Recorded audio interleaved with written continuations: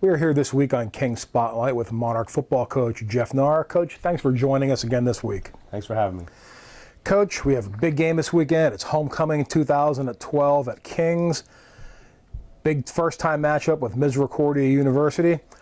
But before we get to that, let's talk a little bit about last week's game, where your squad lost a tough 30-14 game to FDU Florham on Friday night.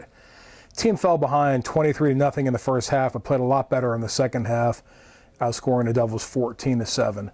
FDU took a 3-0 lead on their first possession of the game. Your team countered on its next possession by driving to the FDU 1, but failed to come away with any points after a missed field goal. Do you think that possession set the tone for the first half? Absolutely, and that's what we've worked on and talked to our kids as a young team, is that we got to finish drives, put people away. I mean, football's a game with emotion, passion, and momentum. And, they came out hot and then a couple plays, and then we stopped them and made them kick a field goal. We get the ball, and answer the bell and put a really nice drive together. And then, as you get down there, you got to focus on the little things to finish drives. And we had a couple, breakdowns there, and then, have to kick a chip shot field goal, and don't get it. If we score, we're winning 7-3. The momentum all changes. We at least tie it 3-3. We answered their shot, with a shot of our own. The defense played well the first two games of the season, but seemed to struggle a little bit in this game. Talk about the unit and its play against FDU, and what are the steps taken to get the defense back on track? Yeah, a little bit. I think we were a little out of control. We had guys, over pursuing on things and not utilizing their technique. And then, our young DBs, weren't utilizing the technique there. They were getting out of their back pedal, too quick. I think maybe, because they're trying not to give up the big play. But we knew it was all quick, short passing games. We needed to attack. And they settled down in the second half. We saw a whole different thing. Our linebackers were, pursuing in the right gaps, the right angles, staying square, shedding blocks. D-line was penetrating. Our corners, safeties were using the right technique, flowing the ball. We held them, to, just over, 100 and some yards of offense, which is a winnable effort. But in the first half, we gave up way too many, big plays, and a lot of it was, just not using the technique that they'd done in practice. Offensively, there was some inconsistency as well, but there were opportunities in the game that we were unable to take advantage of. I believe there were 4 times that we were inside their 35-yard line and did not come away with any points. But while we weren't able to take advantage of the opportunities, you had to be pleased that you had opportunities. We were. I mean, I thought our running game, 2 of the first 3 weeks here now, we've been able to run the ball, fairly well. And our running game, I thought, had consistency, and that's what we need to establish and develop. I thought our passing game lacked consistency on Friday night, and that's where we had some opportunities. We had drops or didn't throw the ball in time or underthrew guys, and then enabled FDU to make some plays, and that's kind of where where we bogged down, as they were packing the box then to stop the run.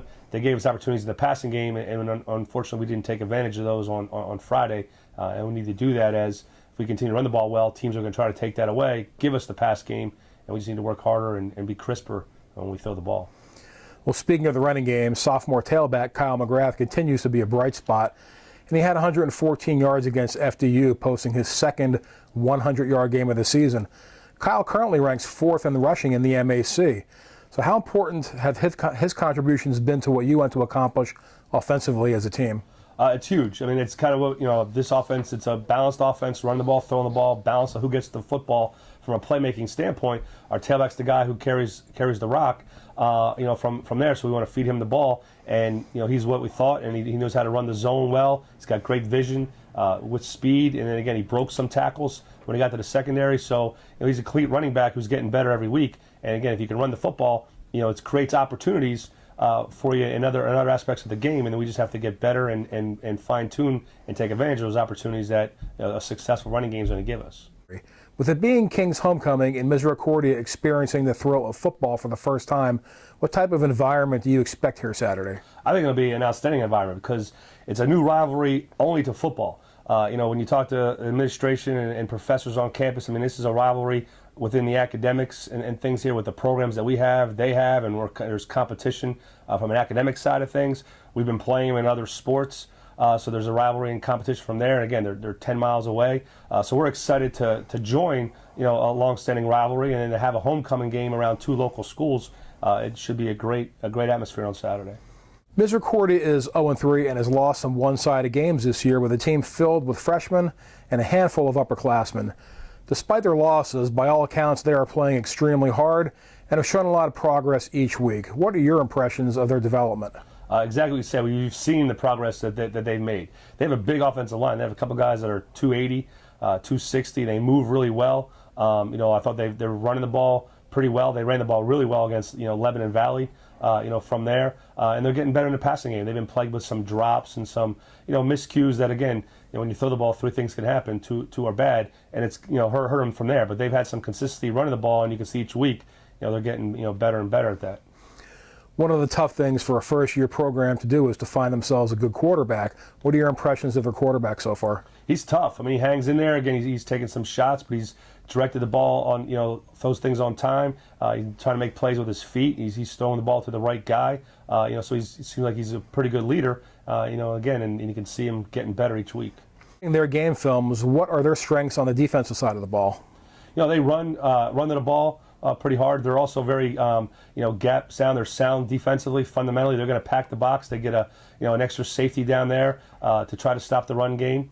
And force you to throw. And they mix up where they put that safety from there, and then they mix up when they're going to pressure from which side. So they try to confuse you from there, and then they're very sound, and then then they're going to play hard and keep battling and getting to the football.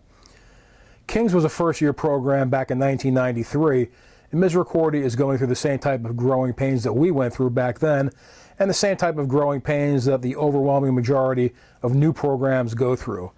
But as a coach, how do you approach the mental aspect of a game like this in order to prevent your players from going into the game possibly thinking, oh, well, they're just a first-year program? Misericordia is coming in here hungry, so do you worry about a possible letdown? Not really at all. With our kids, I mean, they kind of had a little bit of a letdown, I think, last week in that first half. So they kind of understand you got to play four quarters of football. And we're going through our own growing pains as it is. We have 15 guys on the field that are freshmen or sophomores, as it is. So we only have a few more older guys than Misericordia has from there.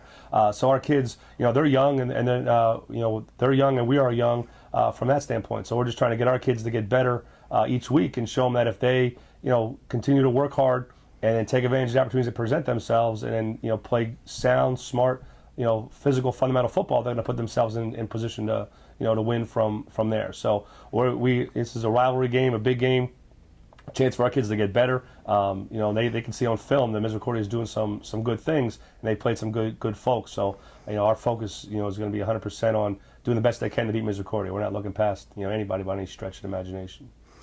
What type of improvements are you looking to see from your team this week? Offensively, again, we need to be consistent, and finish drives and take advantage of opportunities and create momentum. And when big plays are there, we have to hit the big play.